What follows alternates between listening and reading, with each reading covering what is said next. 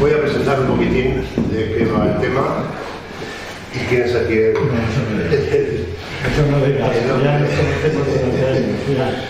Bueno, la charla esta ha sido organizada un poco por la plataforma Anti-OTAN, que es un organismo compuesto de diversos colectivos que viene funcionando desde hace 3 años en contra de la OTAN. Entonces, ahora, con lo de Ucrania y con el tema de la cumbre y demás, la cosa se ha, digamos, encumbrado, se ha excitado, digamos, y bueno, pues se veía que había la necesidad de ampliarse más y de hacer algo más amplio, ¿no? Hasta ahora hemos venido haciendo pues concentraciones, dando sobre todo información sobre lo que es la OTAN, lo que ha sido la OTAN, las incidencias de la OTAN, a través de una serie de publicaciones, de charlas y demás. Y ahora, pues digamos, es un momento muy crítico en el cual pues hemos contactado con una serie de colectivos, entre los cuales hemos creado otro colectivo más amplio, digamos, que es, bueno, NATO eta EBRen kontrako herri ekimen, una acción popular, digamos, contra la OTAN y la Unión Europea, que no deja de ser otro instrumento imperialista. Entonces, este organismo, que se ha formado hace mes y medio así, bueno, pues ha hecho una serie de reuniones y ha hecho una serie de campañas y tal, y entonces, bueno, una serie de actividades en contra de la cumbre y en contra de la OTAN, tales como una manifestación el día 18 de junio a las 6:30 de la tarde desde la Plaza Elíptica de Bilbao. Luego se piensa hacer una especie de encierro o algo así simbólico en Guernica los días 29 y 30 de junio, que son los días justamente de la cumbre de la OTAN en Madrid y demás, ¿no? Pensábamos que de alguna manera había que interactuar y colaborar con los grupos que están trabajando en contra de la OTAN y de la cumbre a nivel del Estado, y entonces, bueno, hemos tenido contacto con ellos, tenemos contacto con ellos, cada uno con su independencia y demás, pero bueno, vamos a organizar algún autobús a una manifestación que se realizará el día 26 de junio, domingo, el último domingo de junio, en Madrid, ¿no? Ahí ha habido, bueno, ha sido un proceso complicado, donde, bueno, digamos, bastantes fuerzas estaban en torno al gobierno, digamos, y otra serie de fuerzas que han sido críticas, que son críticas, que es a las que nosotros apoyamos. Ahí, bueno, finalmente se va a hacer una manifestación única, pero con cortejos distintos. Entonces el cortejo, digamos, de los sectores más progresistas, más críticos, porque los sectores oficiales no aceptaban ni siquiera no a las bases, no aceptaban ni siquiera esa posibilidad. Entonces se entendía que eso era absurdo y tal. Entonces, bueno, pues se organizarán autobuses, los que sean necesarios, para participar en esa manifestación y tal. Y luego se está haciendo, dentro de toda esta coordinación de grupos, que cada uno de los grupos tiene su independencia y su autonomía, estamos haciendo cada uno una campaña, bueno, pues particular, digamos, dentro de unas pautas generales y colectivas, dentro de unos objetivos generales, como son la manifestación, lo de Guernica, el acto simbólico de Guernica, lo del autobuses de Madrid y alguna campaña de agitación que se ha planteado y demás. Cada uno está haciendo sus campañas propias, ¿no? Y hay sí, bastantes colectivos de todo esto. Nos siguen un poco la pauta desde Navarra, un poco y tal y cual, pero bueno, sobre todo esta vez se ha centrado en Vizcaya. La idea sería pues ampliar todo esto a Euskal Herria, tal, estamos con eso hace tiempo, pero bueno, poco a poco, todo llegará. Y bueno, sin más, entonces, bueno, dentro de esa perspectiva, pues hemos planteado una charla explicativa de todo lo que es la OTAN, lo que significa la OTAN, la OTAN como brazo armado del imperialismo, bueno, lo que son las guerras justas e injustas, lo que significa la guerra de Ucrania, que no es una guerra del imperialismo, no de los rusos, sino del imperialismo que viene desde hace mucho tiempo, con mucha tal, y para eso pues hemos traído aquí a Iñaki Ortiz de San Vicente, que es, seguramente conoceréis todos, un intelectual conocido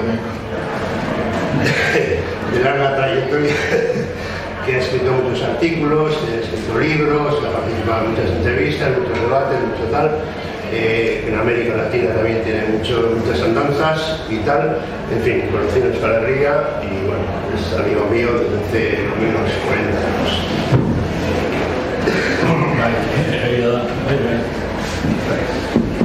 Bueno, ahorita vengo ahora, bueno, tenemos muy poco tiempo porque yo tengo que coger el autobús de las 9 para ir a Donostia porque no he venido con coche, he venido en autobús.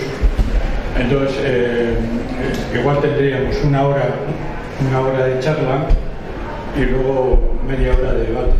Así de 8:15 me daría tiempo a coger el topo, o sea, el metro, y volver inmediatamente a coger el autobús a las 9, ¿no? ¿Qué es la OTAN? Bueno, hay dos formas de saber qué es la OTAN y qué está pasando en estos momentos en Europa y en Euskal Herria. Antes de definir lo que es la OTAN hay que decir una cosa, ¿no?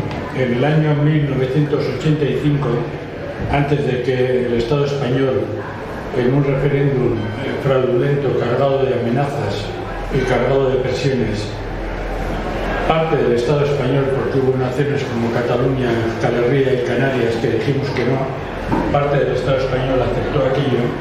Antes de eso, por ejemplo, en 1985,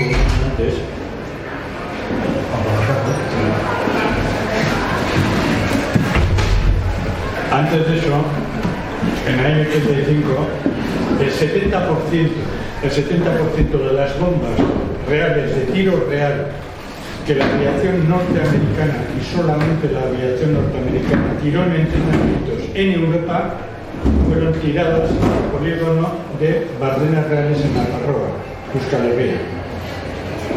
Por tanto, al hablar de la OTAN estamos hablando de una estructura que está en Euskal Herria. Está en Euskal Herria no solamente por esta cifra impresionante del 70% de 1985, un año antes de que legalmente nos introdujeran, cuando ya estábamos a martillazos y a patadas metidos en la OTAN, y luego se sancionaría definitivamente, ¿no? Pero si hacemos el panorama real, vemos que la estructura militar, la estructura represiva, los cipayos, la policía foral, la estructura interna, la estructura entera de Euskal Herria como paso obligado de una serie de ejes, etcétera, está controlada, ¿no? Y una parte, la parte norte, bajo dominación francesa, pertenece a un Estado que tiene armas nucleares, que es el Estado francés, que es un imperialismo que en estos momentos, como veremos después, tiene un problema muy serio en todo el Sahel y en toda la parte del Centro África, porque los pueblos del Centro África se están sublevando contra el Sahel, ¿no? Perdón, contra la dominación francesa, ¿no? Y eso es parte de Euskal Herria, están dominando Euskal Herria y está ahí, a la otra parte del Bidasoa, ¿no? Y la parte de aquí tenemos, en la parte peninsular de aquí tenemos exactamente lo mismo. No sabemos si en el Estado español hay armamento nuclear, pero las condiciones de aceptación incondicional desde el año 53 como mínimo, desde el año 53 como mínimo, de las exigencias de los Estados Unidos a la dictadura franquista son exigencias secretas y no sabemos qué está pasando en las bases norteamericanas que están en la nación andaluza o que están en otros sitios. Por tanto, cuando hablamos de OTAN, ayer mismo salió un artículo en el periódico vocero del PSOE, El País, narrando las 13 universidades que están relacionadas directamente con los cipayos en Vascongadas. 13 universidades. Y las relaciones de ese brazo oriental de la OTAN, que es Israel, el Mossad, etcétera, con los cipayos son claras, ¿no? Y con el PNV, ¿no? También con parte de la burguesía catalana, que también tiene una parte de los países catalanes que están bajo dominación de un Estado nuclear, como es el Estado francés. O sea, quiero decir con esto, y siendo muy breve, que cuando hablamos de la OTAN no estamos hablando de una entelequia que concierne pues, a Alemania estamos hablando de una estructura que está aquí, en el conjunto de Euskal Herria, que está aquí mismo. Eso yo creo que es imprescindible partir de ahí. He puesto el dato del año 85, ¿no? El 70% de las bombas lanzadas por la aviación norteamericana en el año 85 fueron en territorio vasco, en Europa. O sea, yo creo que hay que partir de la realidad y a partir de aquí ya empezar a ver de qué estamos hablando, ¿no? Bien, cuando estamos hablando de eso y vemos ahora la guerra defensiva de la violencia justa de las repúblicas populares del Donbass frente a toda la agresión sistemática o la intervención especial de Rusia frente a toda la agresión sistemática que no empieza de ahora, la agresión sistemática empieza desde hace mucho tiempo. La agresión sistemática contra el imperio zarista empezó desde el momento en el cual se produjo la irrupción de la fase industrial del capitalismo. Todos nos tenemos que acordar, por ejemplo, de la guerra de Crimea, de la guerra del control de Afganistán, por ejemplo, el gran juego de mediados del siglo XIX, etcétera, ¿no? Y a partir de esto, los pactos, por poner un caso, los pactos secretos entre Gran Bretaña y Japón, los pactos secretos entre Gran Bretaña y Japón en 1904, para que Japón atacara al imperio zarista, lo atacó en 1905, ¿no? Etcétera, etcétera. O sea, estamos hablando de un periodo muy anterior, O sea, es una constante. Entonces, se nos presenta para comprender qué está debajo de la OTAN, se nos presentan tres métodos de análisis, tres. El análisis marxista del que yo me reivindico, uno. El análisis de la teoría de lo que se llama, que es así marxista, medio marxista, sin entrar a debates, que es la del sistema mundo, de Brodel y otros autores que tienen resonancia en otros autores, que es el cambio de un eje de desarrollo que sería Occidente, otro eje de desarrollo que sería Eurasia, y luego está la interpretación capitalista tradicional burguesa de lo que es la evolución de la humanidad, ¿no? Hay esas tres interpretaciones, pero las voy a sintetizar solamente en dos, ¿no? Ahora cuando se analiza, por ejemplo, qué está ocurriendo, por qué Norteamérica está obligando a las burguesías europeas a comportarse de esa forma en Ucrania, y la mayoría comenta que es debido a que está el problema energético, ¿no? Y que Estados Unidos, que en estos momentos tiene unas restricciones muy fuertes de producción de electricidad, unas restricciones muy fuertes de agotamiento de las reservas de crudo. En estos momentos Estados Unidos tiene reservas al nivel que las tenía en 1980 y tantos, etcétera. El fracking está llegando a un límite ya en Estados Unidos. Entonces lo que están diciendo es que la razón de fondo de todo esto es controlar las redes Stream 1 y Stream 2. Eso es cierto, es parte, pero no es todo.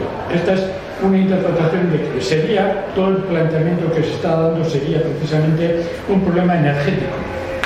Y en base a ese problema energético, Estados Unidos quiere evitar que parte de las burguesías europeas tengan una lente histórica con las burguesías de Rusia y con el proletariado de Rusia, etc., pero sobre todo con las burguesías de Rusia. Eso sería una parte del análisis, la parte oficial del análisis que aparece en todos los medios de prensa, digamos, democrático-burgueses, ¿no? Y la otra parte sería, pues, de lo que hay es un choque entre la civilización burguesa europea y el oso asiático, que de nuevo reaparece después de un intervalo de 10 años. Vuelve a surgir la ferocidad asiática, la cultura eslava, la rusofobia como respuesta de Occidente, toda esa mierda, ¿no? O sea, hay tres interpretaciones, pero esas tres interpretaciones las vamos a tocar en el punto crítico de la visión de la guerra en estos momentos, ¿no? Porque tanto la teoría o la interpretación del sistema mundo, de la economía mundo, de que Occidente choca con Oriente, de que la economía norteamericana está siendo desplazada por la economía euroasiática, de que el PIB de Rusia y de China está desbordando, que todo eso es cierto, está desbordando al PIB, al Producto Interior Bruto de Europa y Estados Unidos, que es cierto, pero olvida el problema de fondo. ¿El problema de fondo cuál es? Es qué definimos nosotros, qué definimos por el complejo la función de la guerra en la estructura capitalista, o bien en el modo de producción capitalista, que es lo que voy a explicar yo, o bien en las dos interpretaciones, ¿no? La economía, el sistema mundo y la visión capitalista y burguesa, ¿no? y entender lo que está pasando ahora en el mundo exige previamente posicionarnos de qué modelo nos posicionamos, ¿no? Yo me posiciono en el modelo de la teoría de los modos de producción, la teoría de las crisis capitalistas, la teoría de la violencia, de todas las violencias, pero en el caso extremo de la violencia armada en la historia del sistema capitalista, cómo eso ha evolucionado en Europa y la función reciente que tiene la OTAN desde el año 49 en toda esta larga historia, ¿no? Las otras interpretaciones dicen que la OTAN es un problema que surgió casualmente en el 49, que ahora ha sido reactivado por el problema energético o porque el oso ruso se ha despertado de golpe y quiere tragarse Europa, ¿no? Analizando este problema a fondo vemos que, primero, la OTAN no solamente, el conflicto actual en base a la teoría del choque entre el modo de producción capitalista, entre el capital y el trabajo, imaginaos vosotros que tenemos una cebolla. El núcleo de la cebolla es lo que yo quiero tocar en este momento. El núcleo de la cebolla es la contradicción antagónica entre el capital y el trabajo. El capital, el imperialismo occidental y el capital en su conjunto, y el trabajo, la humanidad explotada y el capital con diversas variantes que no podemos tocar ahora, con diversas variantes, ¿no? Ese es, digamos, el núcleo. Y luego la cebolla por afuera va teniendo diversas capas, ¿no? En esas capas hay otras realidades de esas capas, ¿no? Este es el criterio básico. En este núcleo esencial, la definición que se hace en este núcleo esencial de todo lo relacionado con la función de la guerra, con la función de los ejércitos no varía, depende de un criterio que la interpretación burguesa olvida totalmente. ¿Y este criterio cuál es? Es el criterio de producción de plusvalor, de producción de beneficio, de producción industrial, de producción de riqueza. No solamente de producción de televisores o de botellas de agua, sino de producción de grandes cantidades de plusvalor que enriquecen a una minoría de la población y que por eso les exige aplastar a la inmensa mayoría, ¿no? En este esquema de los modos de producción, la guerra tiene una función clara, tiene una función precisa, y es que cuando los modos de producción entran en crisis, por una serie de razones que luego rápidamente explicaremos, la guerra es el desatascador, es el abre latas, es el sacacorchos, que abre todas las contradicciones que hay dentro, las resuelve por medio de actos violentos en los cuales ocurre que se aplasta a la clase trabajadora, se aplasta a los sectores de la burguesía débil o burguesía aplastada o superada, y se aplasta a todos aquellos países que se resisten a una nueva hegemonía, impuesta por la potencia dominante. En su caso, la potencia dominante actualmente es Estados Unidos. Y un conjunto de países y un conjunto de la comunidad trabajadora se están enfrentando a esa experiencia, que no solamente son las repúblicas del Donbass ni Rusia. En estos momentos hay 4 frentes en el mundo y hay un quinto frente hay 2 grandes frentes. Es la clase trabajadora en el conjunto del planeta que está resistiendo, y dentro de la visión geoestratégica hay 4 frentes y un quinto que se está abriendo. Ucrania es uno de esos frentes, pero hay otros 4 y un quinto, hay otros 3 y un quinto. ¿Cuáles son los otros 3? Es el que se está abriendo, que es mucho más serio, que es de Rusia, y el de Ucrania, que es el de China. China contra Estados Unidos, China contra Japón, China contra Corea del Sur, China contra Australia, China contra Holanda, China contra Gran Bretaña y recientemente China contra Alemania. Porque Alemania, sin pertenecer a la AUKUS, hace ya 1 año y medio envió su mejor barco de guerra, lo envió al Indo-Pacífico. Bien, este es un frente. Otro frente es el de Palestina, Israel, Irán, Turquía, todo Oriente Medio. La producción de petróleo y todo es otro frente abierto, explosivo. Hay otro frente, el cuarto, que nadie olvida, que en estos momentos está silenciado, que es el frente de Venezuela, que tiene unas reservas impresionantes, que es el frente de Cuba, que es el frente de México, que se está abriendo, que puede ser el frente de Brasil, que vete a saber qué pasa si viene el reformista Lula al gobierno, que puede ser, según vayan las situaciones, qué pasa en Colombia si el reformista Petro gana, qué pasa en toda nuestra América. Pero hay un quinto frente que se está abriendo, que es el frente del Sahel de África. Y hay que insistir en esta visión global. Ucrania es una parte de este frente. Hay 4 frentes abiertos y se está abriendo el quinto frente. Por tanto, desde la teoría del modo de producción, no estamos hablando solamente de Ucrania y Donbass, que es ahora, ¿no? Eso como toque de advertencia, ¿no? Si solamente hablásemos de Ucrania, del derecho y el deber que tienen las repúblicas populares a defenderse y el deber y el derecho que tiene en guerra defensiva Rusia de intervenir, estaríamos hablando de una parte de 4 frentes, olvidando el quinto que se está gestando en estos momentos, que no podemos tocar ahora. Pero insistiendo en eso, y no nos podemos meter en eso, por tanto, el comienzo de la conversación es esa, centrándonos en Europa anterior, hay que decir lo siguiente. ¿Desde qué perspectiva económico, política y militar analizamos el conflicto?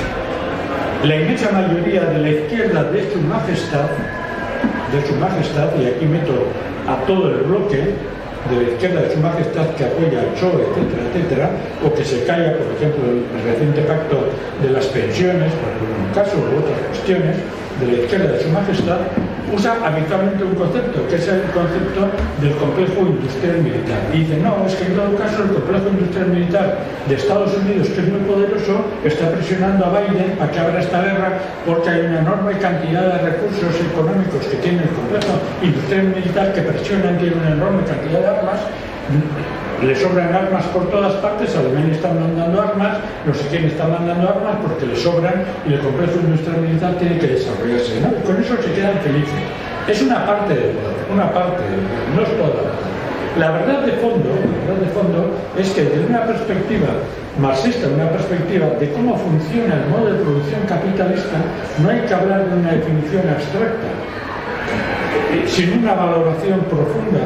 Mira, el concepto de complejo industrial militar lo inventó el general en jefe del ejército norteamericano en Europa en la guerra contra los nazis, Eisenhower, que era general en jefe del ejército norteamericano y aliado en Europa occidental contra los nazis. Cuando se presentó a las elecciones en Estados Unidos, creo que era en el 56 o 57, por ahí estoy hablando de memoria, cuando se presentó a esas elecciones, y para ganar las elecciones, por el enorme rechazo que había en Estados Unidos a un montón de problemas, inventó el término de complejo industrial militar. Y a partir de ahí toda la izquierda se ha tragado ese complejo. Desde una literatura marxista, un siglo antes, cuando se estaba redactando el Capital, Marx y Engels en su correspondencia interna utilizaban otro término. Utilizaban un término básico para la economía capitalista, básico, elemental, sin el cual no se entiende cómo funciona el capitalismo, y que era brutal el término, era la industria de la matanza de hombres. Ahora diríamos la industria de la matanza de personas. El concepto de hombre sabemos que es un concepto cargado de contenido machista, etc. Pero hagamos el examen, ¿no? ¿Cuál es la industria? Si analizamos los dos conceptos hay un abismo de interpretación, ¿no? Un abismo de interpretación. ¿Qué función tiene la industria de la matanza de personas en el capitalismo?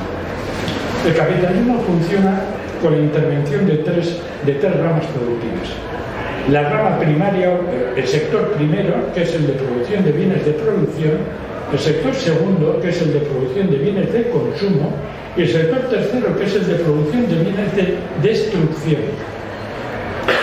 Los bienes de destrucción, por su propio nombre, no producen beneficio, pero a largo plazo producen beneficio a corto plazo. Toda la rama industrial que produce armas se beneficia, se enriquece, pero a largo plazo empobrece. Eso lo ha demostrado la historia. Estados Unidos, una de las razones que tiene del empobrecimiento es que ha gastado tanto dinero en armas que está hasta aquí. Una de las razones de la implosión de la OSS, era que para responder a Estados Unidos tuvo que dedicar hasta el 20% de su presupuesto al armamento. Pero en esos tres sectores la producción de armas tiene una función básica, y es cuando se entra a una crisis, se llega a una crisis, solamente la violencia consigue destrozar a la clase obrera. Solamente la violencia consigue cerrar las empresas obsoletas, ahora lo que se llaman empresas zombies, las empresas que no rinden beneficio, y hay que tragárselas, hay que cerrarlas, hay que cerrar empresas, hay que echar gente al paro, para eso hace falta represión, hace falta cipayos, hace falta guardia civil,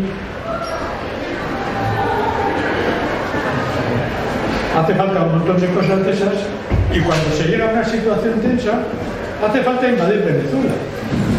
O hace falta invadir cualquier país, o hace falta invadir Ucrania, o hace falta invadir Rusia. Eso solamente lo garantiza la OTAN. Desde esta perspectiva vemos que la definición del sistema capitalista, que tiene unas fuerzas destructivas, que la OTAN es una parte de esas fuerzas destructivas, la función es, cuando el sistema capitalista llega a una situación de crisis, esas fuerzas destructivas tienen la función de ser el sacacorchos, de ser el abrelatas, de ser el látigo y de ser la apisonadora que arrasa con todo, crea un desierto de sangre, y a partir de ese desierto de sangre se pone en funcionamiento otro proceso expansivo. El concepto de complejo industrial militar en modo alguno toca la profundidad de este problema, lo toca por arriba.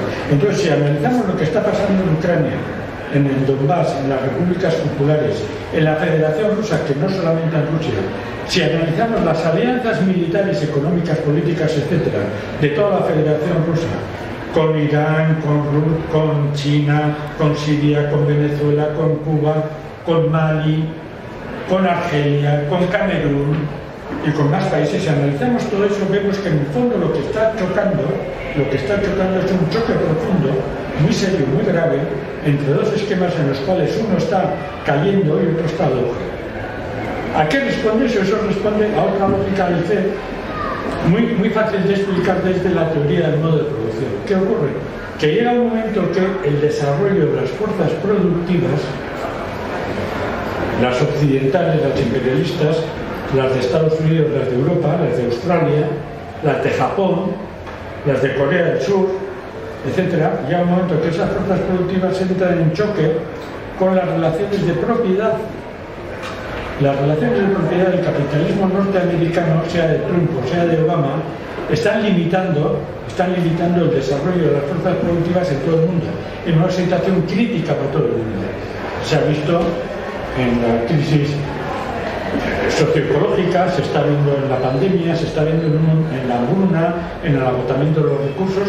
Son las relaciones de propiedad las que están impidiendo que todo el potencial científico, todo el potencial tremendo de desarrollo que está almacenado en el potencial socioeconómico, sociocultural, etcétera, pueda expandirse, ¿no? Esas relaciones de propiedad, ¿cuáles son? Las imperialistas, ¿no? Entonces lo que está haciendo el imperialismo es recurrir al brazo armado, en este caso la OTAN, para orientar esa industria de la matanza humana, para su beneficio. Y de todos los conflictos, en estos momentos, el conflicto que en Europa nos toca es el que va desde el Ártico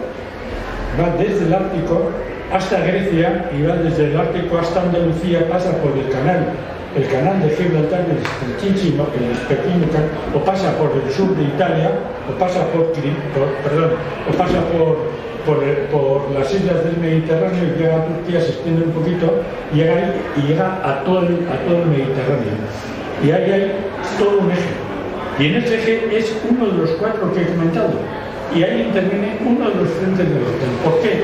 Porque el desarrollo de las fuerzas productivas occidentales está chocando con las relaciones de propiedad que garantizan que el 1% de la población del mundo, o menos, se apropie del resto de la propiedad. Y ese 1% está volcando en estos momentos en Ucrania, está volcando en estos momentos contra Rusia, está volcando en todo el conflicto que luego tendré en analizar, que viene desde el Océano Ártico arriba hasta el Mar de Azov, el Mar Caspio, el Mar, etcétera, etcétera, el Mar Negro, etcétera, hasta prácticamente Grecia, hasta Chipre, por poner un caso, y más al sur está llegando todo ese fenómeno.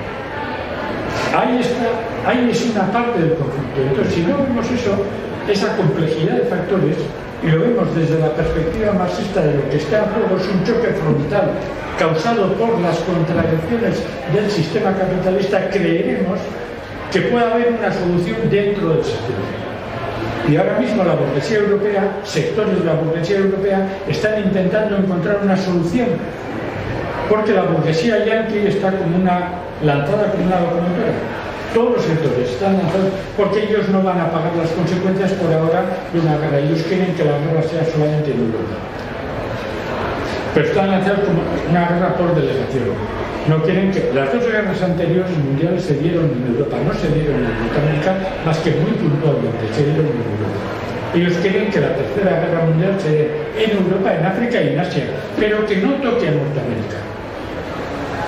Que no toque a Norteamérica. Y en esta concepción están planteando todo para hacernos creer que solamente es un problema energético. Obligar a Alemania a apretarse el cinturón, obligar a Alemania a que duerman con dos mantas, etcétera, etcétera, que solamente es eso. Eso es una parte muy pequeña del problema. Cuando ahí pasamos al problema alimentario mundial, nos quieren dar que la culpa es de Putin, porque Rusia, Crimea, etcétera, producen exportan el 30% del trigo mundial, pero solamente es el 0,8% del alimento mundial. Eso se lo callan, se lo silencian, etcétera, ¿no?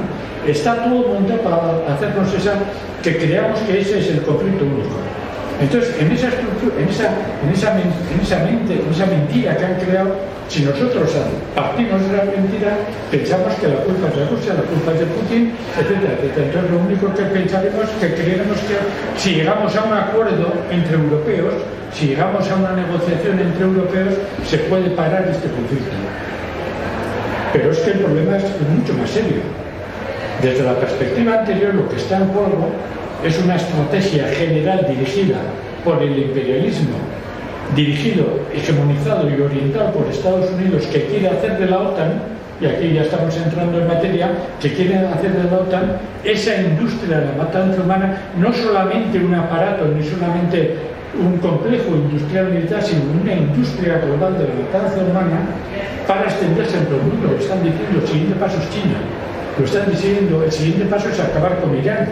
El siguiente paso es preparar un bombardeo. En estos momentos el ejército israelí está haciendo prácticas durante todo el mes de junio, lo mismo que hay prácticas ahora mismo en el Báltico, hay prácticas en el Sinaí, en Israel, con la aquiescencia de Arabia Saudí, con el silencio de Jordania, con el apoyo de Egipto, con el apoyo de Emiratos Árabes, con el apoyo de Qatar, que ha sido aplaudido con las orejas por el Estado español. En una reunión reciente se ha permitido que Arabia Saudí ya va a permitir que los aviones israelitas pasen por Arabia Saudí con el ahorro de miles de kilómetros para todo el ataque que están previendo y preparando contra Irán. Ese es el otro frente, etcétera, etcétera, ¿no? Entonces, desde esta perspectiva, pensar que si nosotros, los europeitos, totalmente dominados por Estados Unidos y por la burguesía europea, reducimos el problema a ver cómo negociamos con Zelensky, cómo negociamos con Putin y cómo se puede llegar a una negociación que nos salve, estamos cometiendo exactamente el mismo error, pero a pequeña escala, que cometieron Chamberlain y nosotros cuando intentaron silenciar, aplacar y llenar el hambre de esa mala bestia que era Hitler en la reunión de Múnich. Sacrificaron Chequia, Checoslovaquia, sacrificaron todo para encontrar una paz transitoria. Y Putin ha dicho que no van a cometer el error del 39. Porque ahora el error no solamente es de Alemania, que ha dedicado en el último presupuesto 100.000 millones de euros a un rearme intensivo. El error, entre comillas, es la propia lógica capitalista, que en esa crisis necesita, como sea, comerse primero el 30% de los recursos del mundo. Esto no me lo he inventado yo, esto lo ha dicho el Banco Mundial. El 30% de los recursos del mundo están en Siberia. Y a continuación, después de Siberia, entrar en China.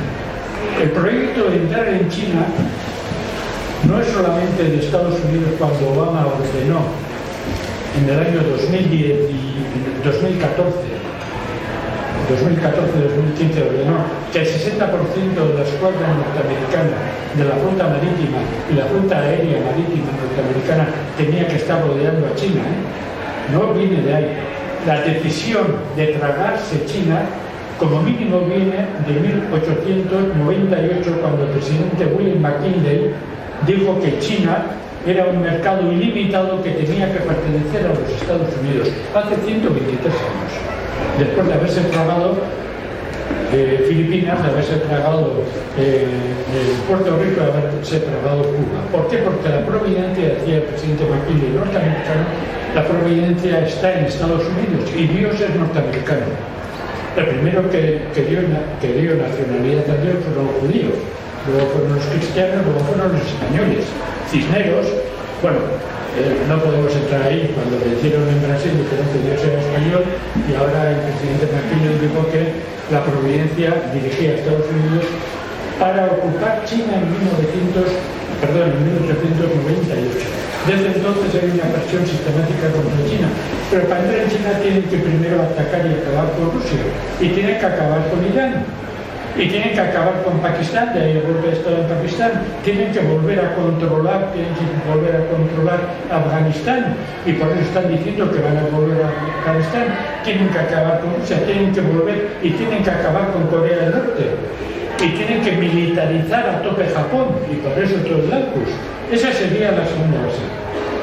Por tanto, lo que están proponiendo es que la OTAN se convierta en una organización mundial. Eso lo ha dicho el corrupto, comido y alcohólico Johnson, jefe, primer ministro de la Gran Bretaña, que lo han mantenido cuando le han visto en toda la pandemia cociéndose con todo esto, y hay de todo, está grabado en todos los rollos. Me imagino que lo más interesante lo habrán ocultado, ¿no? Esa es la realidad. Nosotros los europeos seguimos debatiendo solamente que es un problema europeo, que también es un problema europeo. Y los vascos ni siquiera debatimos eso. El grueso de la izquierda de su majestad vasca pasa olímpicamente de todo eso. Y la izquierda berchale y la izquierda revolucionaria que está emergiendo en el País Vasco, en Euskal Herria en estos momentos, todavía no ha cogido la fuerza suficiente para reflexionar de que no puede haber ningún proyecto de emancipación nacional de clase que se plantee cuál es la estructura socioeconómica y sociomilitar y sociopolítica en estos momentos, porque cuando uno ve al ejército de la OTAN pasarse por Euskal Herria con toda tranquilidad, o cuando uno analiza, por ejemplo, los sistemas educativos que está imponiendo el Estado español y el Estado francés en Iparralde y en Egoalde, en esos sistemas educativos, ¿qué modelo se da? Se da un modelo. Ahora viene, por ejemplo, el 500 aniversario del crimen que hizo Elcano en toda la circunnavegación del mundo para engrandecer a la burguesía vascongada y engrandecer el Imperio español. Y la imagen que se estaba dando es una imagen totalmente reaccionaria, cuando ahí lo que estaba era la evolución del capitalismo colonialista, en el cual la burguesía industrial naviera y de hierro vascongada tenía, o vasca en general, porque también estaban los de Bayona a otra escala, tenían un peso decisivo. Si trasladamos esa experiencia de hace 500 años a ahora, nos encontramos con las mismas. Las loas que hace ahora el presidente Urkullu sobre la OTAN son las mismas que hacían los navieros vascos que pagaron el grueso de la expedición de Magallanes buscando el dinerito que buscaban. Ahora ese dinerito requiere no solamente llevar 4 cañones en los barcos, requiere apoyar a toda la OTAN, requiere apoyar todo esto y requiere apoyar toda la negociación y toda la dependencia de la estructura de dominación material e ideológica en Euskal Herria en estos momentos, ¿no? ¿Por qué? Porque el capitalismo ha pasado de entonces a ahora. Y la OTAN cumple, salvando todas las instancias, cumple la función que entonces cumplió Elcano. Cumple exactamente, salvando todas las distancias espaciotemporales, y las fases capitalistas cumplen la misma función en el capitalismo actual. Por tanto, no se puede entender lo que está pasando en Euskal Herria, lo que está pasando en el Estado español, lo que está pasando en Europa, si no partimos de esta concepción. La OTAN es una parte de la industria de la matanza humana, que es una parte de la industria de obtención de beneficios a muy corto plazo, precisamente para quitar el corcho o para abrir la olla y para meter todas las fuerzas represivas a aplastar a quien se mueva. Cuando se hacía el aniversario de la victoria del Ejército Rojo, la democrática Alemania prohibió a la ciudadanía alemana que llevara pins, que llevaran insignias de la victoria del Ejército Rojo y la liberación de Berlín. Eso es así, pero ningún alemán podía llevar una insignia que significara el reconocimiento de los millones de muertos, no solamente rusos, porque había de todas las nacionalidades de la Unión Soviética, pero no solamente de la Unión Soviética, eslava, asiática, etcétera, etcétera, sino voluntarios de ejércitos revolucionarios y de gente revolucionaria de otras partes, etcétera, etcétera. Se prohibió en Alemania. Estamos hablando del año 2022. Se prohibió en Alemania. Hay una creciente ola represiva en toda Europa. Esa ola represiva venía antes de lo que está pasando en la guerra defensiva de Ucrania, venía mucho antes de eso. Lo que están utilizando, aparte que ya lo utilizaron con la COVID, etcétera, lo que están utilizando con la guerra de invasión de Ucrania por parte del imperialismo, lo que están utilizando es como excusa para suavizar todo el orden represivo que están implementando en el resto de Europa.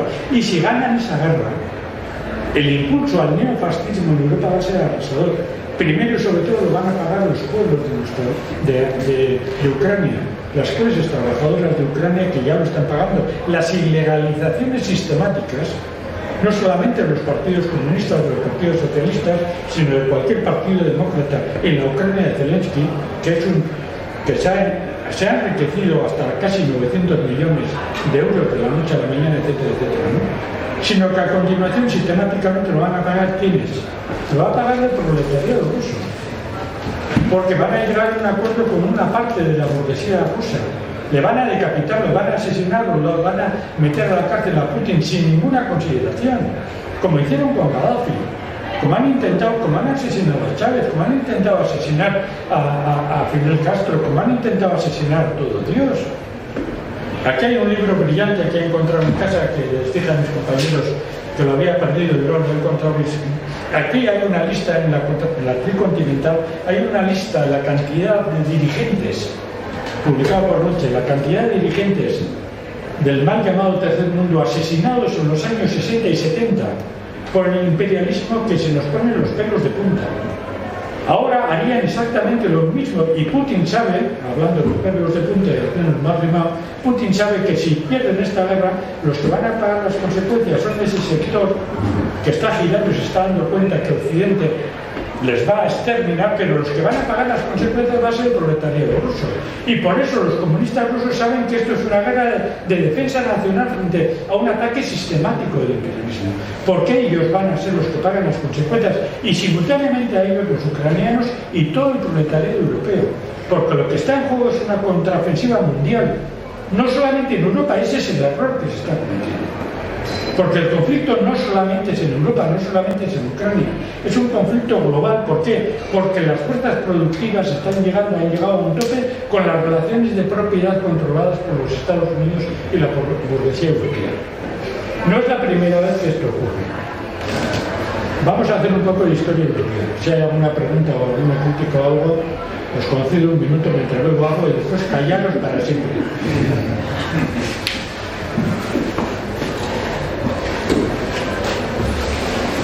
No es la primera vez que pasa esto. La historia europea no es una creación impuesta desde arriba por demócratas. Los que pensaron en los años 50 la creación de Europa, Europa estaba creada, lo mismo que no hubo descubrimiento de América, hubo, como decía el otro, un encontronazo.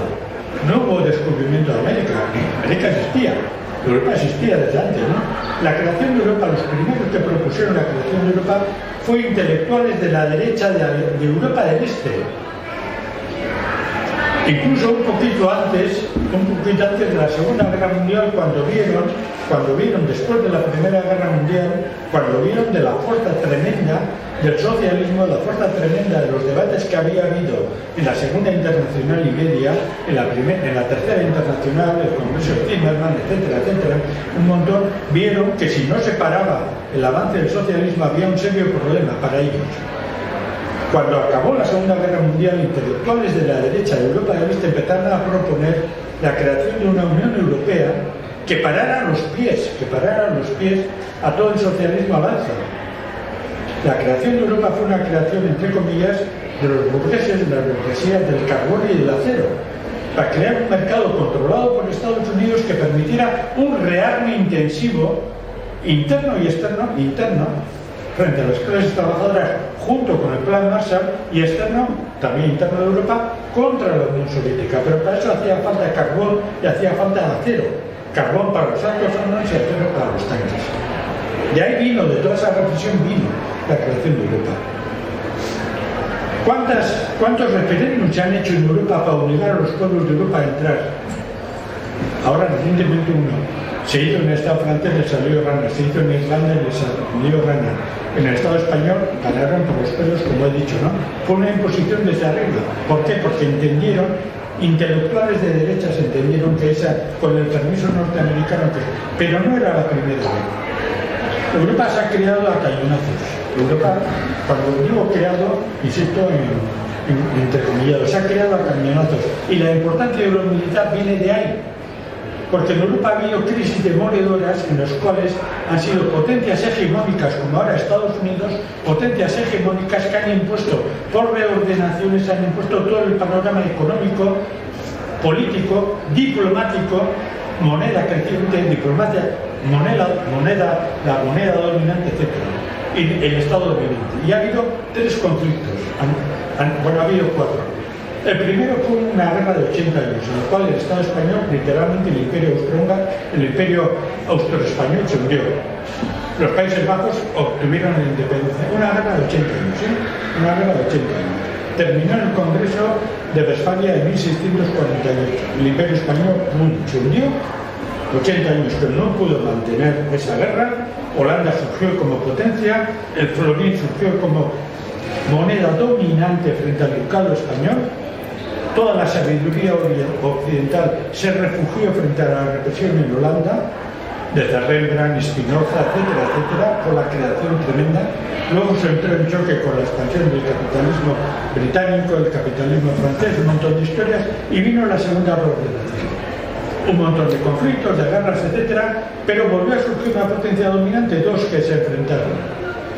Francia, el Estado francés, y el Estado británico, Inglaterra en ese momento. Surgieron las guerras napoleónicas, 15 o 18 años según se mire, y vino el Congreso de Viena, pero una guerra europea devastadora de 1815, y surgió una potencia dominante, Gran Bretaña. Otra vez la guerra. ¿Y qué se impuso siempre? Una disciplina de un Estado hegemónico después de una matanza brutal. Una matanza brutal, sin hablar de otras guerras, una matanza brutal. Después de una matanza brutal se puso una potencia dominante, Gran Bretaña. La segunda potencia dominante, el inglés como lengua dominante, anteriormente había sido francés, anteriormente el castellano, anteriormente el latín, etc. Y ahora, después del florín, después del ducado, se puso la lengua española. Las cosas continuaron, el capitalismo se desarrolló, estalló la tercera gran conflicto, la primera y la segunda guerra mundial. ¿Qué surgió? Pues que en ese momento había surgido una tercera potencia, que era Estados Unidos, y se llegó a un conflicto entre potencias europeas, Francia y Gran Bretaña contra Alemania, y con un empate. La Primera Guerra Mundial la desatascaron 2 potencias. Estados Unidos, que se metió en la Primera Guerra Mundial porque el ejército francés y el ejército británico estaban agotados, literalmente agotados, con motines de guerra. Eso se ha silenciado. El ejército francés hizo motines a partir de 1916 porque no quería seguir la guerra y ejecutaron a soldados franceses. Hay una película que en el Estado español fue prohibida durante mucho tiempo de este celebérrimo director que hizo luego la película de Odisea en el espacio, etcétera, con Douglas, etcétera, etcétera. No me acuerdo del título de la película. El ejército francés se amotinó y el ejército inglés estuvo a punto de amotinarse en el Somme.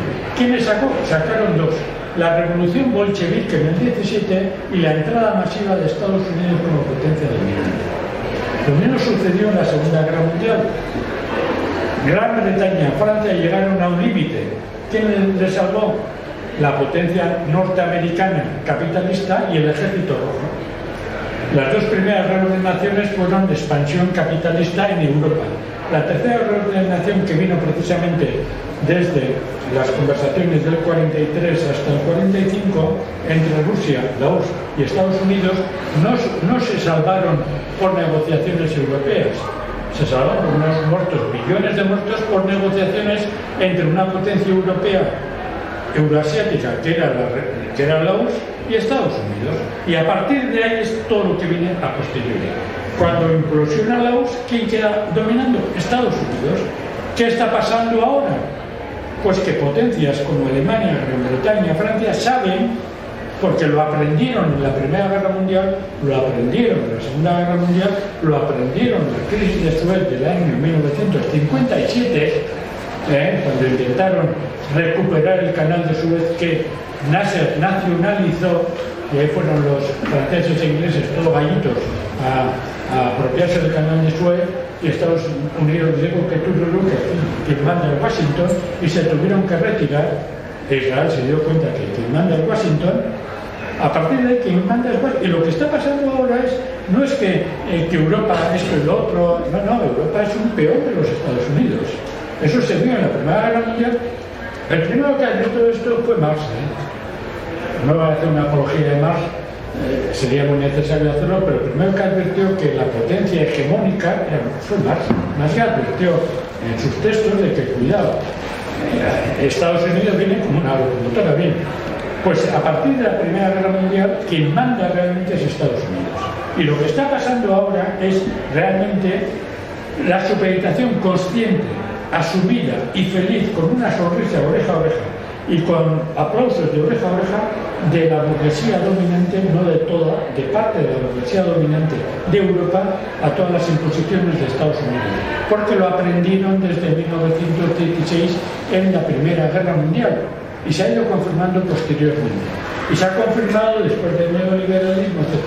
Y lo que está ocurriendo en estos momentos con respecto a Ucrania y en otros sitios es que Rusia ha dicho basta. Rusia ya ha dicho, mira, me habéis llegado hasta aquí, me habéis comprometido, me habéis engañado, me habéis mentido, me habéis prometido todo esto desde hace un montón de años, 5 veces como mínimo, y no estamos dispuestos a ceder más. Podríamos alargarnos largo y tendido poniendo las fechas en las cuales Occidente ha ido poco a poco extendiéndose o rápidamente extendiéndose hacia el este. Hasta tanto que llega un momento en que, por ejemplo, ahora, cuando Finlandia ha decidido entrar en la OTAN, la base de toda la zona de Leningrado y toda la zona de Kaliningrado está como mínimo a 10 minutos de los misiles nucleares de la OTAN, que si Ucrania, la de Zelensky, vence en esta guerra y entra ahí, los misiles que se pondrían en el Donbass estarían a 6 minutos, a 7 minutos de Minsk, la capital de Bielorrusia, a 7 minutos de la capital de Moscú. Y decir, eso. Pero mirad, en 1957 la OTAN hizo un plan de lanzar 300 bombas nucleares contra las principales ciudades de la Unión Soviética. En 1977 la OTAN elaboró un plan de destruir, y esto está en los documentos, de destruir 27.000 centros de la URSS. 1977, ese plan lo hizo Berezhinsky, 27.000 ciudades y centros industriales de la URSS, con una muerte estimada de 110 millones de soviéticos, y están los documentos desclasificados. Eso fue en el año 77. En el año 77. Si siguen avanzando, el gobierno de Putin, que es un gobierno que representa a una parte de la burguesía rusa, pero que tiene el apoyo del Partido Comunista y de todos los partidos de izquierda que saben que se juegan la supervivencia de Rusia, porque el famoso Navalny, este sujeto, fue educado en Estados Unidos, fue preparado en Estados Unidos, en sus vídeos, en su campaña, que fue precipitadamente borrado. Después aparecen unas declaraciones nazis. Ese señor pretendía la regionalización, la balcanización de Rusia. ¿Cuál fue el primer plan de balcanización de Rusia?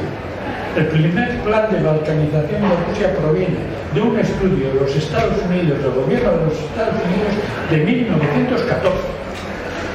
De 1914, antes de que existiera la Unión Soviética, cuando planificaron que Rusia se tenía que dividir en 12 territorios. En 12 territorios. Todavía en 1992, saltándonos un montón de historias, en 1992 Estados Unidos intentó comprar Siberia. Y el gobierno de Yeltsin le dijo que no, porque se le sublevó todo el país, y sobre todo el ejército, y parte de la industria científica de lo que ya había dejado de ser la URSS. Intentó comprar Siberia, y en 1992 Wall Street y las grandes empresas norteamericanas hicieron una propuesta de que todas las inversiones y todo el capital de la nueva burguesía rusa, todo el accionariado de la nueva burguesía rusa, sería controlado desde Wall Street en Estados Unidos. era colonizar un país. Todos los movimientos de capitales rusos en Rusia tenían que pasar por el permiso y por la vigilancia de Wall Street. Todo eso está en los documentos, todo eso se pensó. Y eso estaba un plan periódicamente radicado, pensado, lanzado. ¿Por qué? Porque ya a finales del siglo XIX un presidente norteamericano, McKinley, había dicho que controlaremos que Rusia sería nuestra, ¿no? Eso lo sabía Putin, lo sabía eso. Entonces llega un momento en el cual, en esa lógica que corresponde a la necesidad que tiene el imperialismo occidental de parar la caída de la tasa media de ganancias, etcétera, etcétera, se topa con una resistencia del pueblo ruso dirigido por un gobierno que ha ido cambiando. Putin, por poner un ejemplo, en el año 2000-2001 Putin pidió un acercamiento directo con Europa. Le dieron unas palabras, le dijeron que eso pues no se va a aceptar. Con la segunda guerra en el 2001, cuando la invasión de Afganistán, Putin puso las bases militares de Rusia en Caucasia de Rusia a disposición de la OTAN. Y aviones norteamericanos aterrizaban en bases rusas, repostaban e iban a Afganistán. Esto hay que recordarlo. Y todo un sector mayoritario de la burguesía rusa, en 1903, en la segunda invasión de Siria, se lavó las manos, como se las había lavado, porque creían que Occidente, que el capitalismo occidental les iba a rendir. Hasta el 2007 aceptaron todo. En 2007 ya por fin Putin, después de un debate interno dentro de la burguesía rusa en 2007, en una intervención en Múnich, Putin dijo que ya estaba bien, que ya no seguían. Entonces fue un debate muy duro, y se dieron cuenta que lo que decían los comunistas era cierto. Los comunistas venían advirtiendo que el capitalismo norteamericano, el capitalismo occidental, no iba a permitir que existiera Rusia como Rusia, que el objetivo era romper Rusia, era balcanizarla. Cuando eso falló, luego lo que vino después, hasta eso, recordaros de todo el problema de Kazajistán, de todo el problema de Bielorrusia, de todo el problema de Armenia, etcétera, etcétera, del golpe de Estado de 1914, de la decisión del año 2014, de la decisión de 2010 en Ucrania, etcétera, etcétera. Todo eso correspondía a todo ese plan que estaba pensado, y todo eso, ese sector del gobierno de Putin se puede dar cuenta. Es decir, hombre, es cierto, esta gente viene a aplastarnos, viene a balcanizar Rusia, porque los planes estaban ya pensados, y son conscientes de que es una guerra defensiva. Una guerra defensiva es una guerra que tiene que parar los pies en las repúblicas populares del Donbass, luego dentro de Bielorrusia, luego dentro de la República de la Federación Rusa, y dentro de Irán, dentro de Caucasia, dentro de China, dentro de otros muchos sitios, dentro de Siria, y si pudiera dentro de la República Saharaui, y dentro de poco dentro de Argelia, porque Argelia ya le atacaron durante la década de 1990 de una forma brutal, ¿no? Bien, en toda esta coherencia, lo que está en juego es que la OTAN, creada en el año 49, se ha ido convirtiendo en la justificación militar, luego la justificación ideológica, la justificación económica, que ha ido amparando toda esa expansión, y ha ido justificando toda esa expansión. La OTAN, cuando se creó, uno de los puntos de la OTAN, me voy adaptándome al final, para luego acabar en Escalabria. Uno de los puntos primeros de la OTAN en secreto, y hay un libro impresionante publicado por Editorial Ecotopo, es Las armas secretas de la OTAN, de un autor que se llama Hensel, creo que hay que releer siempre. Los ejércitos secretos de la OTAN, de Editorial Ecotopo, es uno de tantos que hay. Uno de los capítulos de la OTAN cuando se fundó fue controlar las organizaciones nazis, penetrar en toda la estructura política de todos los países, romper toda la estructura sindical de izquierda, utilizar la droga como instrumento de destrucción, cómo se actuó con toda la mafia de Marsella, con toda la mafia italiana, con toda la mafia de Holanda, de Bélgica y Luxemburgo, cómo se integró todo eso en el aparato militar subterráneo de la OTAN.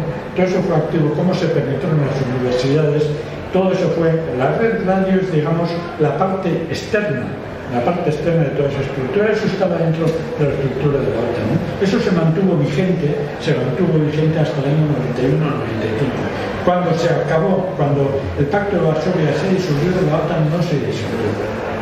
A finales de los años 90, por presión de la derecha europea y por presión del PP, nada más ganar las elecciones en el Estado español, el PP y la derecha española exigió y consiguió que la OTAN metiera un nuevo punto, que era mantener la unidad territorial de los estados. O sea, que los estados de la OTAN no podían romperse. Y eso es lo que ahora utiliza Zelensky. Esa fue una imposición del PP español y de la derecha europea, que la OTAN tenía que salvaguardar las fronteras legales de los estados constituidos, estados burgueses, y por tanto los derechos nacionales. Y cuando, por ejemplo, los catalanes han dicho que ellos tienen derecho a la independencia, una de las cosas que les han parado los pies, no solamente por Bruselas, sino porque la OTAN ya había decidido a finales de los 90, bajo impulso de la derecha europea y del PP, que la OTAN garantizaba la unidad territorial de los estados. Y por tanto los catalanes, los vascos, los gallegos, ¡jodemos! Y si se nos da la peregrina idea de declararnos repúblicas populares como las de los más, preparémonos porque la OTAN está para eso. Eso a finales del siglo XX. Cuando vino la crisis del 2007, no tardaron, 2007-2008, cuestión de meses según los debates, yo pienso que empezó realmente en el 2007, cuando vino la crisis del 2007-2008, para el 2010 la OTAN hizo una cumbre en Lisboa. Y una de las decisiones de la cumbre en Lisboa, teniendo en cuenta la debacle, porque en Europa la crisis seria empezó a golpear en el 2010, a machacamartillo, ya venía golpeando. Entonces, una decisión que se decidió en Lisboa fue que la OTAN se iba a abrir a la llamada sociedad civil. ¿Qué quería decir esto? Quería decir que el conjunto de entramado civil, entre comillas, de la Unión Europea iba a ser penetrado por la OTAN como la otra parte del frente. Y que personas civiles, entre comillas, iban a entrar en la estructura militar. ¿Por qué? Porque lo que hacía falta era garantizar no solamente la frontera de los estados, sino la cultura europea, la propiedad privada europea, la civilización europea. Una propuesta anterior que exigía que la Constitución Europea tuviera un artículo inicial en el cual se declaraba al cristianismo como el vertebrador ideológico de la cultura y de la Unión Europea, fue rechazado, pero por milagro. La OTAN lo que decidió en la cumbre de 2010 en Lisboa fue controlar socialmente la sociedad europea. Y a partir de 2010 esa dinámica ha ido avanzando, ha ido penetrando en la sociedad europea, en el sistema educativo, en el sistema científico, en el sistema económico, en el sistema ferroviario, en el sistema de transportes, etcétera, etcétera, en la diplomacia, etcétera, etcétera. En la cumbre de en la cumbre de la OTAN de marzo de 2022, celebrada al poco de la guerra defensiva de Rusia y Ucrania, inmediatamente una cumbre a todo correr, lo que se hizo es decir, bueno, de 2010, desde el año 1949, 2010, hasta ahora han cambiado mucho las cosas. Lo que tenemos que hacer es, ahora, como decían los británicos, hacer de la OTAN la organización mundial, un ejército mundial que defienda los valores de Occidente y a la vez ampliar nuestra penetración en la sociedad civil, de nuevo. Y lo que se va a hacer ahora en la cumbre de Madrid va a ser retocar todo eso y analizar e introducir objetivos nuevos. ¿Cuáles son? Uno de ellos es, ya he comentado, uno de ellos es África, el Sahel, etc.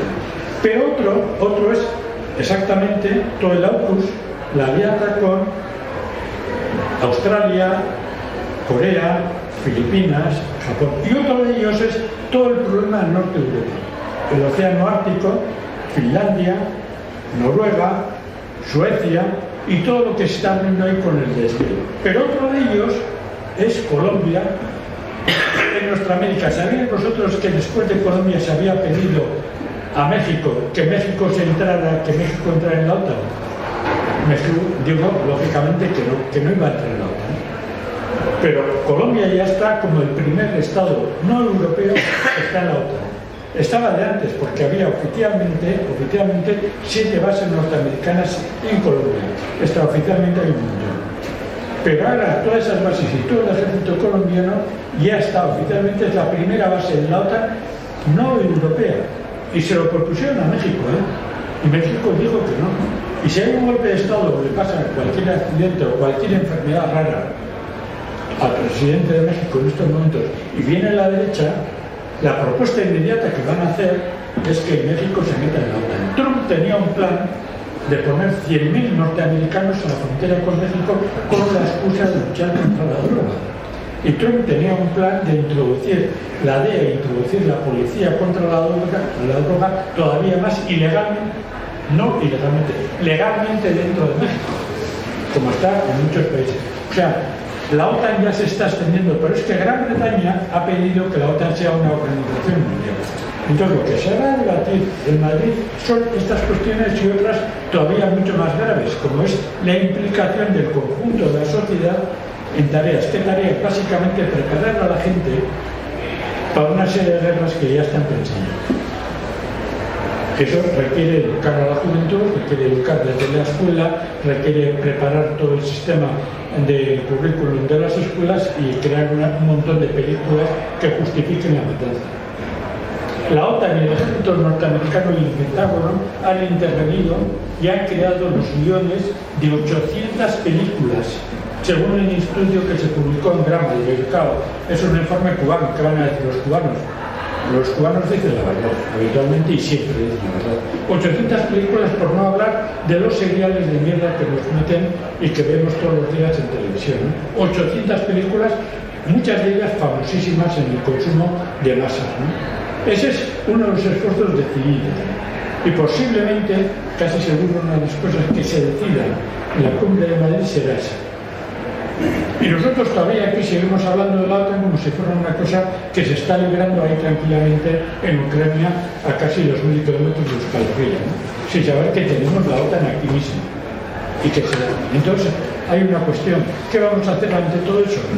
Pues lo que estamos haciendo hasta ahora, pero redoblado y multiplicado. Aquel que quiera ir a las manifestaciones de Madrid, que vaya. Muchos pensamos que Euskal Herria es un marco autónomo de lucha de clases y que las habas las tenemos que cocinar aquí, no las tenemos que comer aquí, y que si tenemos que llevar alguna delegación a Madrid, llevaremos una delegación internacional de representación internacional. Cuando aquí se estaba luchando contra 4 centrales nucleares, que ninguna llegó a instalarse, todo el movimiento antinuclear en Euskal Herria, del cual yo era uno de los representantes de la representación internacional, íbamos como delegados internacionales a reuniones internacionales en Madrid. Ahora lo que se quiere es que haya solamente un movimiento estatal. Lo que pedimos nosotros es que haya un movimiento internacional y luego enviaremos una delegación internacional a ese movimiento. Al infeliz que le toque, que se prepare y que vaya como delegado internacional. Eso es un debate que tenemos aquí hasta el 20 y tantos. Un debate que tenemos hasta el 20 y tantos. Pero es que este debate no acaba aquí. Recientemente os recomiendo que leáis el informe que ha sacado la coordinadora de lucha contra el polígono de Bardenas. Ellos advierten que si consiguen acabar con el polígono de Bardenas es una batalla, una batalla, una guerra que no tiene fin. El final del artículo es impresionante. Al final dicen, si conseguimos devolver las Bardenas a su uso popular, tierras comunales, etc., esta es una batalla, no es la guerra. La guerra es larguísima. Y por tanto la guerra no solamente es contra la OTAN, es contra la industria capitalista que tiene en la OTAN una de las exponentes de la industria de la matanza humana de los 3 sectores. Producción de bienes de producción de bienes de consumo y producción de bienes de destrucción, que son los que hacen de sacacorchos, los que levantan la tapa y hacen que estalle toda la crisis y todo el problema. Eso es la OTAN. Y nosotros todavía estamos pensando que la OTAN es una guerrita que está allí en Ucrania, en el Quinto Pino, pero no sabemos que la OTAN la tenemos aquí dentro y que hay cipayos preparados, formados y educados por la OTAN. Esa es la realidad. Y que no puede haber una liberación de Euskal Herria, del pueblo trabajador en Euskal Herria, independiente y socialista, euskalduna y reunificada, mientras exista la OTAN. Esto es tan de suyo que sorprende que todavía haya compañeros que digan que bueno, que es una cosa que está ahí, que es secundario, que no tiene importancia. No. Estamos jugando en el capitalismo del año 2022. Este capitalismo tiene un sistema de destrucción cotidiano, diario, arrasador en todos los planos, en el plano cultural, ideológico, militar, político, etcétera, etcétera, y es este capitalismo al que nos tenemos que enfrentar. Eso es la OTAN. Eso es la OTAN. No es otra cosa, eso es la OTAN. La OTAN es el Diario Vasco, la OTAN es el Correo Español, la OTAN es EITB, eso es la OTAN. La OTAN eso es la OTAN. Ahí está, y la sufrimos día a día. Bueno, pues básicamente esa es la cuestión. Tenemos media hora, hasta 20 y luego ya me tengo que marchar echando hostias. Ahora discutid entre vosotros, por favor.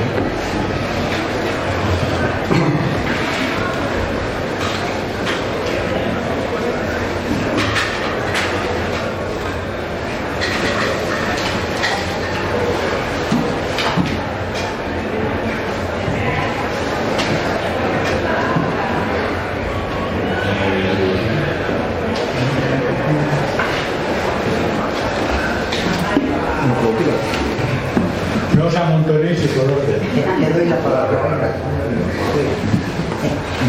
Era preguntarte a ver si tenías opinión, o qué opinión tienes sobre lo que está pasando con Marruecos, Argelia y tal y cual.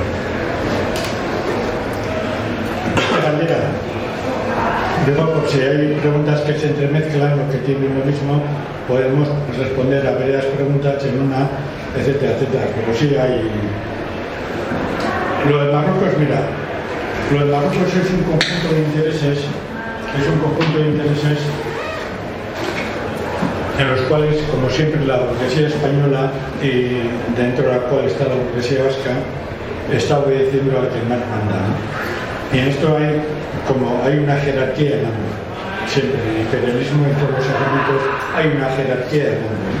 La jerarquía de mando es Estados Unidos, es Francia, es Israel, son las grandes transnacionales que saben los recursos que tiene el Sáhara, que tiene no solamente la zona que corresponde al pueblo saharaui, que tiene Mali, que tiene Mauritania, que tiene Argelia, etc. Esa es la tercera jerarquía de mando, ¿no? La cuarta jerarquía de mando es todo el conjunto de capitalismo esclavo, toda la fuerza de trabajo esclava que viene explotada, y no solamente capitalismo esclavo, sino todo el trasiego de droga que viene desde Centroáfrica, que viene desde el sur, que encuentra ahí canales de entrada, y no solamente eso, sino que encuentra toda la producción de pesca, etcétera, etcétera, de oro, de diamantes, negocios oscuros, negocios ilegales, el capitalismo gris que llaman, etcétera. Esa es la cuarta jerarquía de mando, ¿no? La quinta jerarquía de mando ya es el Estado español, que es un capitalismo mucho más pequeño, que es un poco de turismo, un poco de control económico de zonas del Sáhara antiguo, pero dentro de esta jerarquía de mando es la quinta, ¿no? Pero para el débil y decrépito y endeudado y corrupto capitalismo español es muy importante por dos razones. Una, porque todavía es un beneficio de un capitalismo decadente que tiene todavía un resto de subimperio muy debilitado, ¿no? Y todavía tiene una capacidad, digamos, y la segunda razón es que tiene que mantener todavía una ideología españolista, imperialista de los reyes católicos, la reconquista, etcétera, y luego tiene todo el chantaje marroquí de otro estado hipercorrupto, etcétera, Ceuta y Melilla, que eso para el sentimiento patriotero de la derecha española es fundamental, etcétera. Pues eso es el segundo argumento, ¿no? Pero la jerarquía de mando, lo que está ahí es esa, ¿no? Esa jerarquía de mando, que es la decisiva. El capitalismo español es el que menos pinta ahí, ¿no? Pero dada la debilidad estructural del capitalismo español y otra característica del capitalismo, de la élite política y la élite, pues digamos, de la burocracia político-institucional y parlamentaria, pero sobre todo de la élite militar y económica, que es más importante, de la élite político-parlamentaria, que eso hay que analizar en la estructura del Estado español, la casta económico-militar y religiosa es mucho más importante que la casta parlamentaria. Eso tendríamos que entrar en análisis del peso específico que tiene el capitalismo español la producción armamentística, que es la única esfera de producción de valor dentro de todo lo que implica la producción de armas como industria de destrucción, pero a corto plazo es rentable, a muy corto plazo es rentable, es la única rentable, aparte de los coches, que es a otra escala, etcétera. Todo ese conjunto de intereses es el que está imponiendo en estos momentos Norteamérica, Israel, Francia, etcétera, etcétera. El Estado español es el que menos fuerza tiene, aunque aparentemente es el que más fuerza tiene, ¿no? Todos ellos están atados por varias consideraciones, ¿no?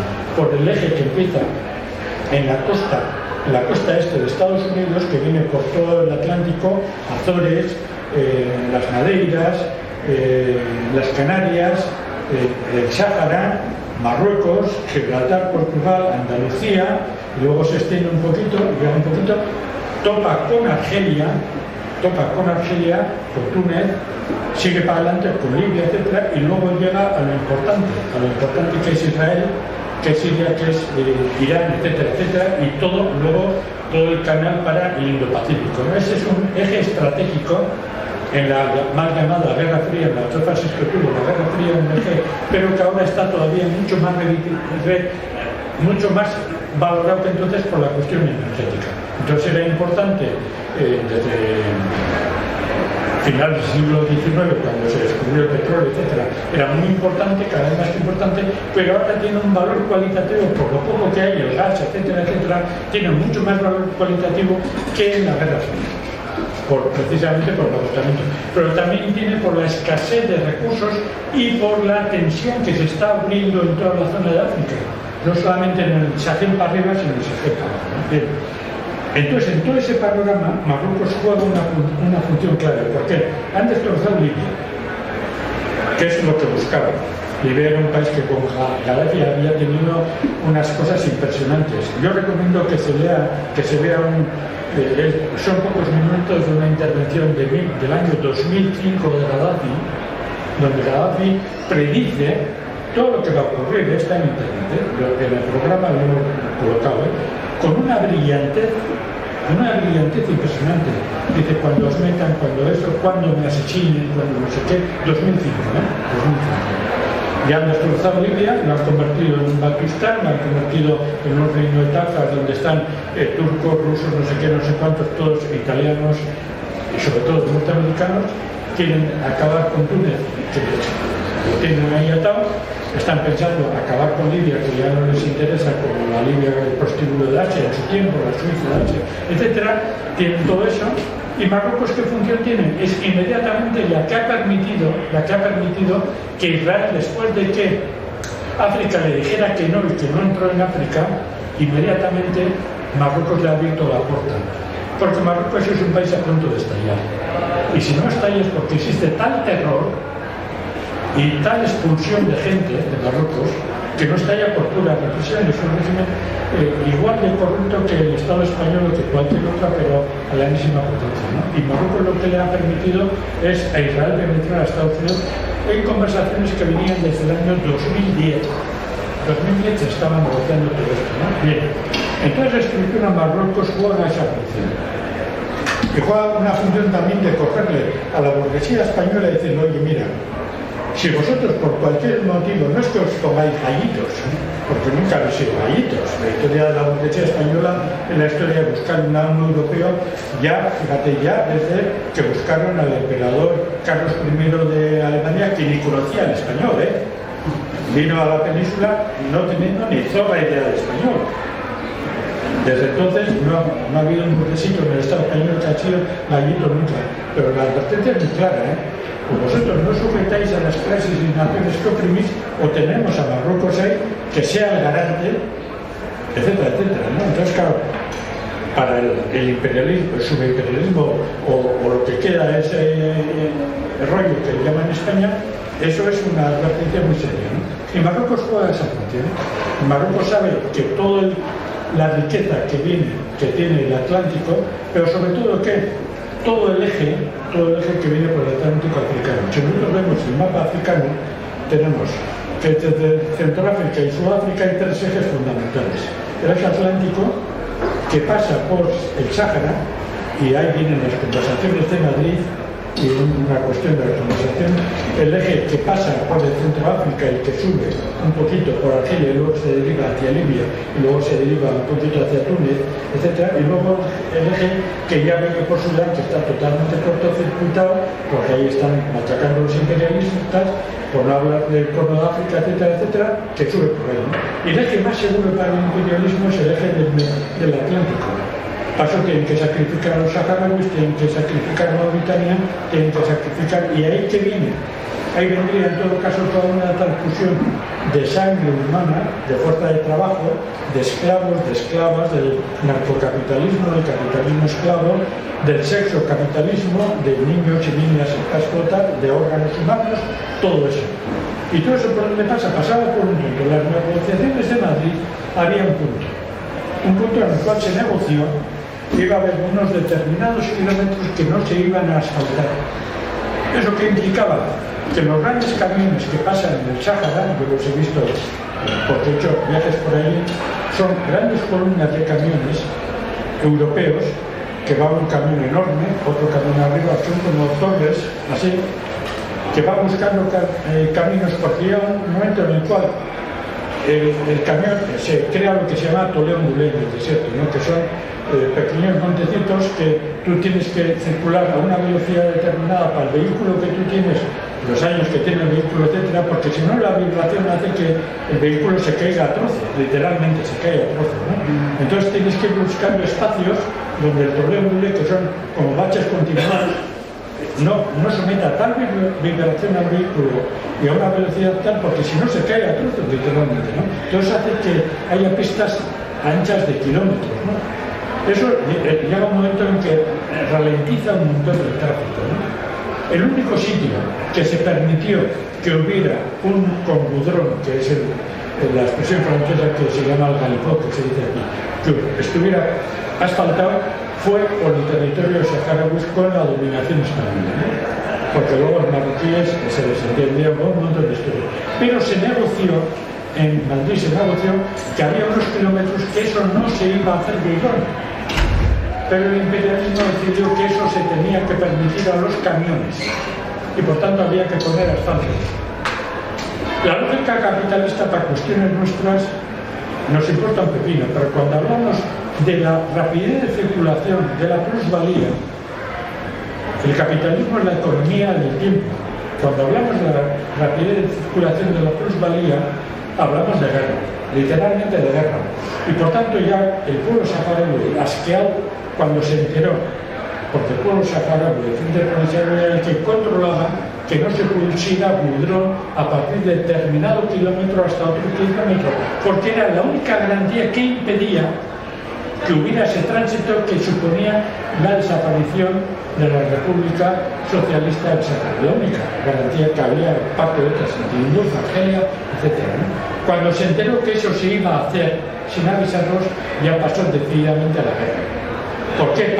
Porque entonces todo el eje que iba a facilitar todo el expolio de Centroáfrica y de Sudáfrica iba a ser facilitado por tres: transporte aéreo, transporte marítimo y transporte terrestre. El transporte aéreo puede ser derivado en una situación de guerra, el transporte marítimo y el transporte terrestre también. Pero si tú solamente tienes que hundir barcos y derribar aviones, te evitas un tercer trabajo. Entonces decidieron que ese ya era el momento definitivo de la guerra. Y Marruecos lo que estaba deseando era precisamente que se pusiera ese trozo de carretera para Marruecos controlar absolutamente todo y a partir de Marruecos todo Norteamérica, Israel, etcétera, etcétera. Y por tanto las Azores, las Madeiras, Canarias iban a entrar totalmente supeditadas a esos ejes de desarrollo. Ese era uno de los efectos fundamentales en ese caso. Y eso suponía echar al traste uno de los puntos críticos de las negociaciones de Madrid. Fíjate qué nimiedad aparente, qué nimiedad aparente, pero cualquiera que tenga una visión de cómo funciona el capitalismo, saber que en aquellos cientos de kilómetros o los miles de kilómetros que hay desde el río Níger hasta el norte de Argelia, hasta el norte de Marruecos, miles de kilómetros, ganar 10 kilómetros al día supone un beneficio impresionante. Eso es como funciona el capitalismo, así es claro, así es claro. Y eso fue uno de los detonantes. Y Marruecos era la empresa, el factor, que aparte de otras razones que ya has puesto, estaba ahí. Entonces, ya de eso el pueblo saharaui no quería hablar. Aparte de otras razones, que era todas esas cosas. Eso fue uno de los detonantes de fondo. Y para eso tenemos que entender qué es el modo de producción capitalista. Cómo funciona la lógica del beneficio, cómo funciona la necesidad de circulación, el periodo de circulación entera de la producción, reparto, tal. A eso hay que entender la crítica marxista del capitalismo y saber que en un caso concreto una carretera de pocos cientos de kilómetros es de una importancia tal que puede ser uno, no el definitivo, puede ser uno de los detonantes de que ya un pueblo pase a la guerra. Inmediatamente todo lo que se desencadena. Pasa hay que entender cómo funciona la lógica de explotación y la lógica de la economía. Por simplemente un pequeño factor que no es el único, había más. Pero yo he puesto había más ejemplos, hay muchos más. Todo el tema de los fosfatos, todo el tema, por ejemplo, de las tierras raras que existen en el Sáhara, un montón de problemas de esos que lógicamente interesan, toda la pesca, todo el oro, etcétera, etcétera, ¿no? Pero ese era uno de ellos.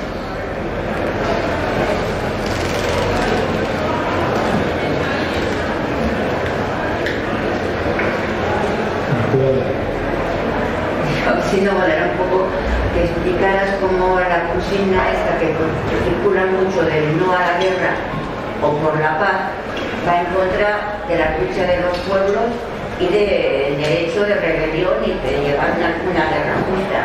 Pero lógicamente toda la intervención está claro que hay guerras justas y que hay guerras injustas, ¿no? Pero el decir no a la guerra en estos momentos es decir que tienes que dejar. Mira, uno va por la calle, ve al típico matón que está agrediendo a una persona y tiene el deber moral. Hasta la propia burguesía tiene una ley que es la obligación del deber asistido. Eso hasta la propia burguesía lo admite, luego no lo respeta, ¿no? Pero si en estos momentos no se defiende el derecho de resistencia de los pueblos, de las repúblicas, insisto en el concepto de repúblicas populares, porque pese a que la prensa occidental lo intenta silenciar, en Bielorrusia, en el Donbass, todavía se mantienen unas leyes sociales que ojalá existieran aquí, que a nosotros nos hayan quitado o que no hayamos disfrutado todavía porque no las hemos conquistado, no quiere decir que permitamos que se los quiten a otros. Lo que quiere decir que nosotros tenemos que luchar para ponernos a su nivel, ¿no? Pero si nosotros dejamos que acaben eso con la excusa peregrina de que no existe el derecho a la resistencia, el derecho a la violencia justa, el derecho a la violencia defensiva, lo que estamos dejando es en primera instancia que a ellos les quiten lo que ganaron en una guerra atroz, pero una vez que les quiten a ellos, a nosotros nos van a quitar mucho más, porque si nosotros decimos que no hay que dejarles que ellos se defiendan, ¿cómo vamos a reivindicar que nosotros nos tenemos que defender? Es que eso no se sostiene por ningún lado. ¿Y qué les van a decir ahora a los trabajadores de aquí que no tienen que hacer manifas o no tienen que defenderse frente a las cargas de la represión o a la gente cuando les está cayendo la ley Mordaza, que sigue vigente pese a los apoyos o a los desahucios que se han multiplicado en el 2021, pese a los apoyos del gobierno más democrático, etcétera, etcétera, ¿no? ¿Qué les van a decir? Que no hay que resistirse a todo eso, ni gastéis ahora un sindicato de la vivienda tiene que pagar 70.000 euros por haber ejercitado el derecho a la defensa de una vivienda que supuestamente la Constitución monárquica española está como derecho. Si tú niegas el derecho al pueblo ruso a defenderse, o el derecho a las repúblicas populares del Donbass, o el derecho al pueblo saharaui, o al derecho palestino, tú estás negando ese derecho aquí en Euskal Herria, ¿no? Es que es así. Y estás obligando a una persona que sale de aquí, que ve a alguien golpear a otra, no, tú tienes que parar. Mira, el pacifismo llevado a su extremo es absolutamente inmoral, totalmente inmoral, no tiene ninguna justificación. La especie humana existe porque en el sentido colectivo de la palabra nació negándose a la pasividad, negándose a la obediencia, se rebeló y se resistió. Y ese derecho a la resistencia es un derecho de vida, elemental. Y quien aquellos que dicen que el enemigo es Rusia en estos momentos y que se tiene que resolver todo mediante negociaciones, es primero que desconocen la historia. Mira, hoy me han comentado en un programa, me han comentado una cosa brillante, es que por mucho que los corderos quieran hablar con los lobos nunca se van a volver herbívoros. Lógicamente. Ahí está la esencia del derecho a la resistencia, ¿no? Lo que pasa es que la izquierda de su majestad, o en todo caso, la izquierda de la Constitución española, ya no se atreve a decir nada más sobre eso, ¿no? Es una pena, pero bueno, no es una pena, a estas alturas ya es una pena, es una deriva lógica. Entonces, para terminar la cuestión de la defensa, ¿no? Un pueblo que no se defiende es un pueblo que se merece ser esclavizado, eso no lo digo yo, lo digo aquí.